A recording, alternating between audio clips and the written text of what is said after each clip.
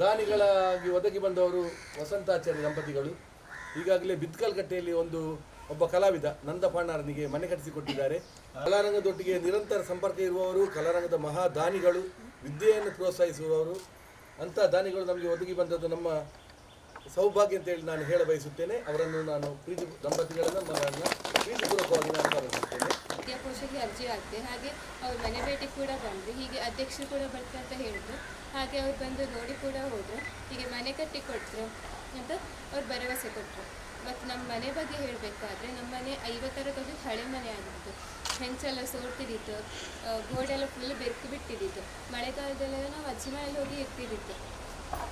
ಮನೆಯಲ್ಲೆಲ್ಲ ಇರ್ಲಿಕ್ಕೆ ಆಗೋದಿಲ್ಲ, ಇಲ್ಲ ಹೆದರ್ಕೊಂಡು ಅಜ್ಜಿ ಮನೇಲಿ ಹೋಗ್ತೀವಿ. ಈ ಸಲ ಕೂಡ ಮಳೆಗಾಲ ನಾವು ಅಜ್ಜಿ ಮನೆಗೆ ಹೋಗಿದ್ದು.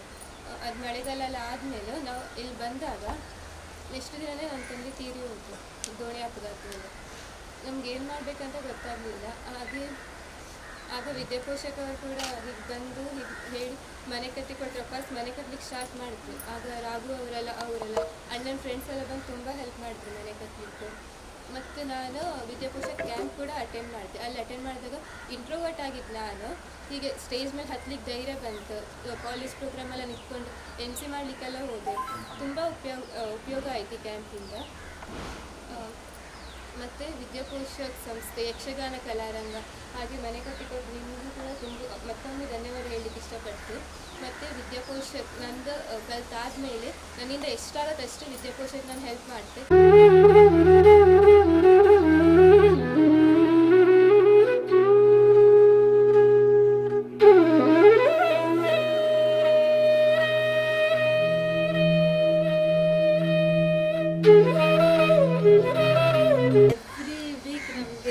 ವಿದ್ಯಾಪೋಷಕ ಯಕ್ಷಗಾನ ಕಲಾರಂಗದಿಂದ ಅಪ್ಡೇಟ್ಸ್ ಬರ್ತಾ ಇದೆ.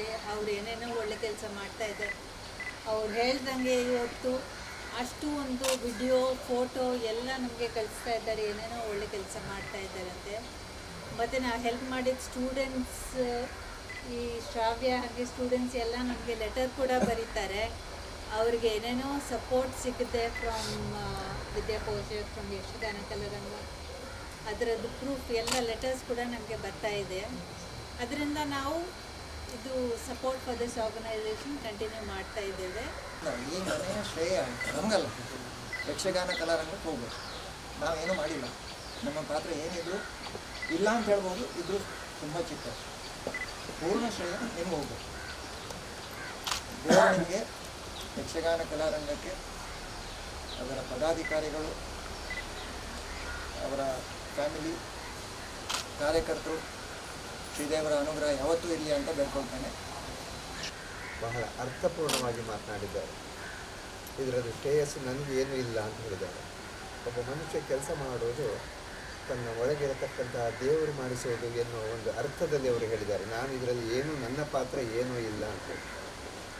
ಇದ್ದವರು ಯಾರೂ ಕೂಡ ತನ್ನ ಪಾತ್ರ ಇದೆ ಅಂತ ಹೇಳೋದಿಲ್ಲ. ಎಲ್ಲ ದೇವರಿಗೆ, ಇನ್ನೊಬ್ಬರಿಗೆ ಅರ್ಪಿಸ್ತಾ ಇರೋದನ್ನು. ನಾಹಂ ಕರ್ತ ಹರಿಕರ್ತ ಅಂತ ನಾವು ಹೇಳ್ತೇವೆ. ನಾನು ಮಾಡುವುದಲ್ಲ, ನನ್ನ ದೇಹದೊಳಗಿರತಕ್ಕಂಥ ದೇವರು ಪ್ರಚೋದನೆ ಕೊಡ್ತಾರೆ, ಪ್ರೇರಣೆ ಮಾಡ್ತಾರೆ, ಆ ಶಕ್ತಿಯನ್ನು ಕೊಟ್ಟಿದ್ದಾರೆ. ಆದರೆ ಅವರ ಮಾತಿನಲ್ಲಿ ತಾನು ಕೊಟ್ಟದ್ದು ಎನ್ನುವ ಮಾತು ಅಲ್ಲಿ ಎಳ್ಳಷ್ಟು ಇಲ್ಲದೆ, ಅಹಂಕಾರ ಎನ್ನುವುದು ಎಳ್ಳಷ್ಟು ಇಲ್ಲದೆ ಎಲ್ಲವನ್ನು ಇತರರಿಗೆ ಅವರು ಒಪ್ಪಿಸಿದ್ದಾರೆ. ಇದು ಅವರ ದೊಡ್ಡ ಗುಣ ಆಗಿದೆ. ಯಕ್ಷಗಾನ ಕಲಾರಂಗ ಬಗ್ಗೆ ಮುರಳೀಕರಣಿಕಾರರೆಲ್ಲ ಸವಿಸ್ತಾರವಾಗಿ ತಮಗೆ ತಿಳಿಸಿದ್ರಿಗೆಲ್ಲ ಇಲ್ಲಿದ್ದವ್ರಿಗೆ ಗೊತ್ತಿರಬೇಕು ಸಮಾಜ ಸೇವೆ ಹೇಗೆ ಮಾಡ್ಬೋದು ಅಂತೇಳಿ.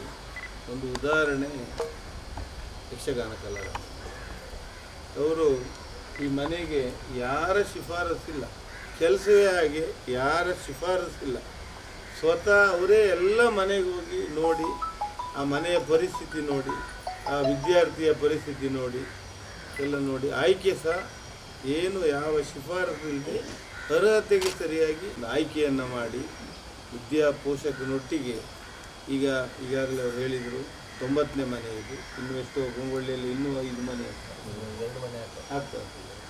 ಮನೆಯನ್ನು ಕಟ್ಟಿಸಿ ಕೊಡುವಂಥ ಒಂದು ಕೆಲಸವನ್ನು ಕಲಾರಂಗದವರು ಮಾಡ್ತಾರೆ.